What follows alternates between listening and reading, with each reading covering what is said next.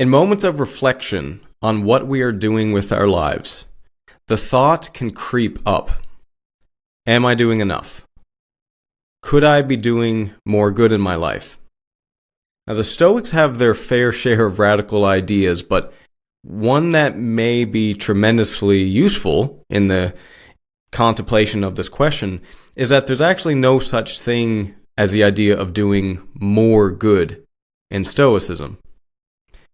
Wherever you are right now is where you are supposed to be, and you can only act appropriately. No more, no less. Of course, unless you are a sage, a Stoic sage. But what is a sage? And is this idea in Stoicism useful, or does it simply hold us back? In Stoicism, a sage is a person who, by definition, can do no wrong. Now, it does not mean that they are perfect, because the idea of perfection isn't really a Stoic idea at all. The sage is a person of virtue, someone who acts for oneself, the common good, and nature simultaneously, but they are not perfect in the way that we would think about it. They still have momentary pain. They still have what the Stoics will call impressions, those initial reactions we have, let's say when you're getting pissed off in traffic. They still have those, so even sages have those in Stoicism. There are disagreements about whether or not the sage is a realistic proposition, and I tend to think that it's not. I don't believe in perfection, even though the sage is not really perfect in how we often think about it. However, I do believe that many of us can get a good idea of what the sage was to the Stoics by referencing someone in our lives. And many people I talk to know of someone in their lives who seems to be a good person, put simply. They always have a wise thing to say. They are never or are rarely angry, and they are kind and gentle, yet strong.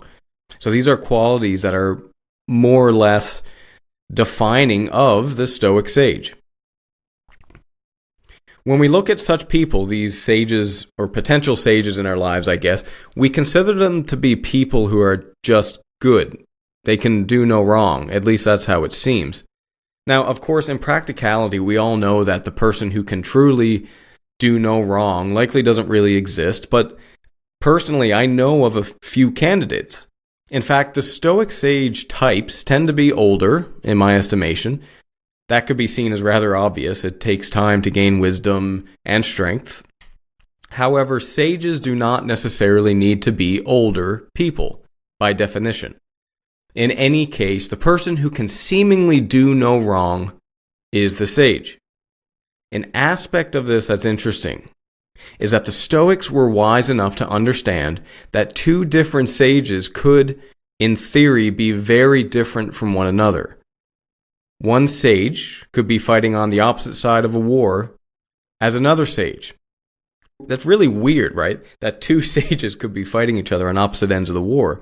But again, the Stoics had a very interesting perspective on this. They didn't think that there was one exact model for a sage in terms of the details of who they are, in terms of their personality. It all gets down to the context of the situation. Why are they fighting in that war? What obligations do they have to their family, to their community? Who is included in their circles of concern, and so on. Taking away this perhaps extreme example of war, sages can have completely different personalities.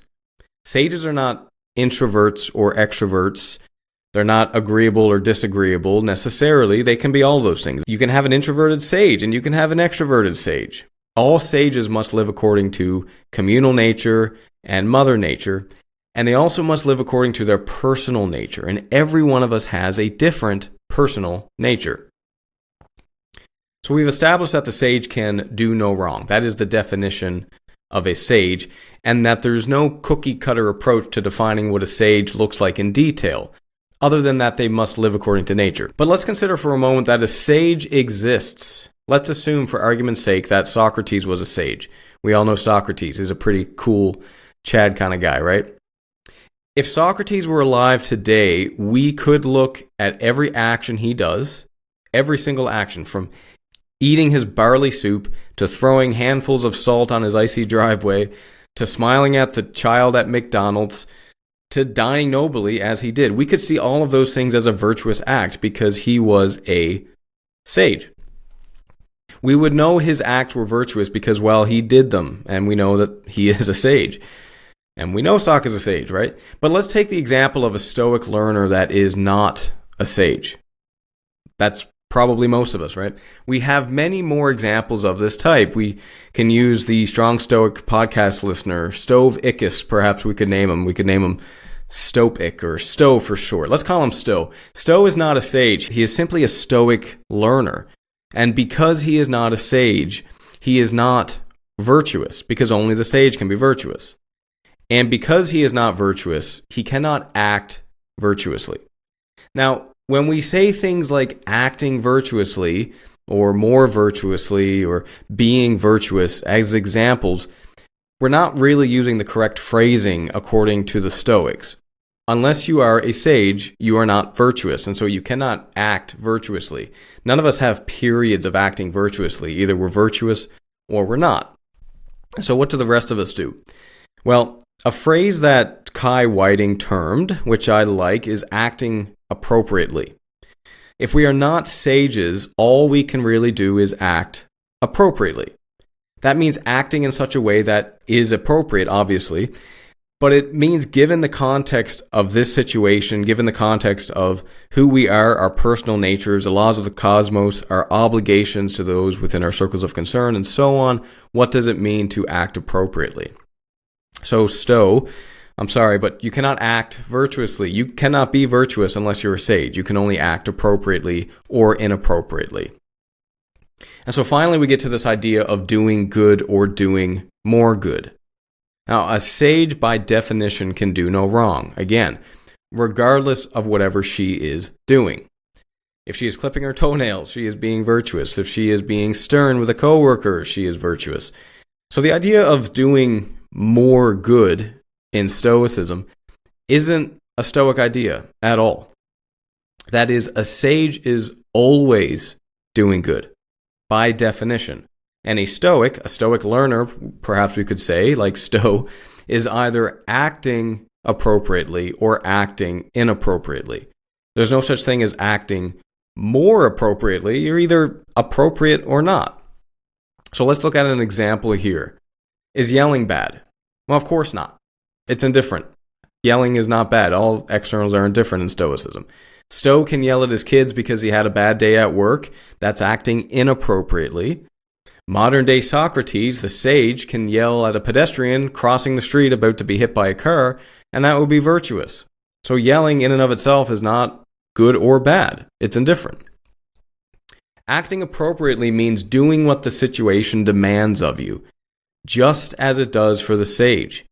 The difference is that the sage does it all the time, by definition, while us Stoic learners, we miss the mark often, all the time. So to hit this idea home, let's assume we have two sages. Sage 1 is a politician fighting for the people. They do the best with what they have. They always make the right decision because they are sages. Of course, that doesn't mean that everyone likes them, because not everyone likes sages, but it means that they are doing the virtuous thing for the cosmos. Sage 2 is a member of a small community in Iceland of 200 people. They are the person that everyone goes to for advice. They spend their day helping others and working for the community. So both of these sages, if they are in fact sages, are virtuous. And because they are virtuous, they can do no wrong. One isn't more virtuous than the other just because they have more people that are listening to them. No, they are both virtuous. There's no such thing as more virtuous. So you could make the case that Sage 1 is doing more good because their actions affect more people, but that isn't a Stoic case to make. In Stoicism, the outcome is irrelevant to our goodness. The only thing that matters is our character. And if our character is a virtuous one, then there's no such thing as being more. If we look at a similar example with Stoics who are not sages, we could say that some people act appropriately for more hours of the day than others, maybe, but even that isn't really the Stoic way of looking at it. The Stoic way of looking at it is that this present moment is the only thing you have. The Stoics are very Buddhist in this sense, which they don't get enough credit for. The past is the past. The future isn't guaranteed. So all that you can do is act appropriately, not virtuously, but appropriately at this present moment. And that's wonderful because it means, regardless of what you've done in the past, whether that was 10 years ago or 5 minutes ago, you can still act appropriately now. You may not be a sage, but heck, so may not anyone else. If you liked this video, please hit the like button and subscribe with the notifications turned on. The Strong Stoic Podcast is also available in audio wherever you listen to your podcasts. Finally, you can join Substack to gain access to transcripts, articles, and premium podcast episodes.